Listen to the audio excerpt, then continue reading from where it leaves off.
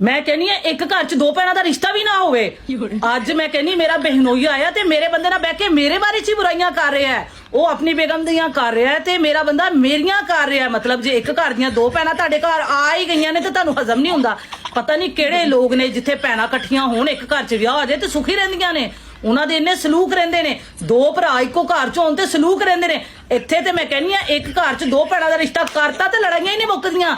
इन्हां नूं ते मैं कहनी आ बहाना लभ गया।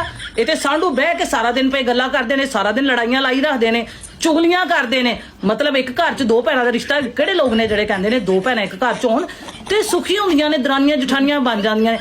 भाई इत्थे जिहड़े दो भरा ने ओही नहीं टिकन दिंदे, ਉਹੀ ਸਾਰਾ ਦਿਨ ਬਹਿ ਬਹਿ ਕੇ ਬੁਰਾਈਆਂ ਕਰਦੇ ਨੇ। ਇਹਨਾਂ ਨਾਲੋਂ ਤੇ ਬੰਦਾ ਗੈਰਾਂ 'ਚ ਰਿਸ਼ਤਾ ਕਰ ਲੇ ਉਹ ਚੰਗਾ ਹੈ। ਕਿਹੜੇ ਲੋਕ ਨੇ ਜਿਹੜੇ ਕਹਿੰਦੇ ਨੇ ਇੱਕੋ ਘਰ 'ਚ ਕਰ ਦੋ ਜੀ, ਦੋ ਭੈਣਾਂ ਨੇ ਰਿਸ਼ਤੇ ਮਜ਼ਬੂਤ ਹੋ ਜਾਣਗੇ। ਇੱਥੇ ਤੇ ਰਿਸ਼ਤੇ ਖੋਖਲੇ ਹੋਏ ਪਏ ਨੇ, ਇੱਥੇ ਤੇ ਲੜਾਈਆਂ ਹੀ ਨਹੀਂ ਮੁੱਕਦੀਆਂ। ਅਗਰ ਤੁਹਾਡਾ ਰਿਸ਼ਤਾ ਵੀ ਇੱਕੋ ਘਰ 'ਚ ਹੋਇਆ, ਤੁਸੀਂ ਦਰਾਣੀਆਂ ਜਠਾਨੀਆਂ ਦੋਵੇਂ ਭੈਣਾਂ ਹੋ, ਤਾਂ ਮੈਨੂੰ ਕਮੈਂਟ 'ਚ ਲਾਜ਼ਮੀ ਦੱਸਣਾ।